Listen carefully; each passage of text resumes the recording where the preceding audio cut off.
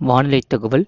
தமிழகத்தில் தற்போது நீடிக்கும் வறண்ட வானிலை மேலும் 3 நாட்களுக்கு நீடிக்கும் என்றும், வரும் 20 மற்றும் 21ஆம் தேதிகளில் தமிழகத்தில் ஒரு சில இடங்களில் லேசான மழைக்கு வாய்ப்பு உள்ளது என்றும் இந்திய வானிலை ஆய்வு மையம் தெரிவித்துள்ளது. தமிழ்நாடு உள்ளிட்ட நாடு முழுவதும் வெயிலின் தாக்கம் கொடூரமாக உள்ளது. தமிழகத்தில் ஓரிரு இடங்களில் மழை பெய்துள்ளது. புதுச்சேரி மற்றும் காரைக்கால் பகுதிகளில் வறண்ட வானிலை நிலவியது. அடுத்த 5 நாளுக்கான வானிலை முன்னறிவிப்பு மற்றும் எச்சரிக்கை. தமிழ்நாடு மற்றும் புதுவை, காரைக்கால் பகுதிகளில் வறண்ட வானிலை நிலவக்கூடும்.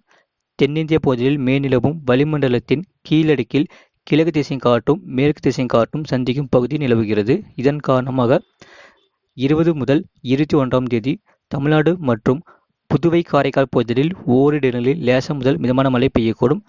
கடந்த 8 நாட்களில் பதிவான மழையளவு கன்னியாகுமரி மாவட்டம் பெருஞ்சாணி அணை, கன்னியாகுமரி மாவட்டம் புத்தன் அணை தலா 1 சென்டிமீட்டர் பதிவாகியுள்ளது.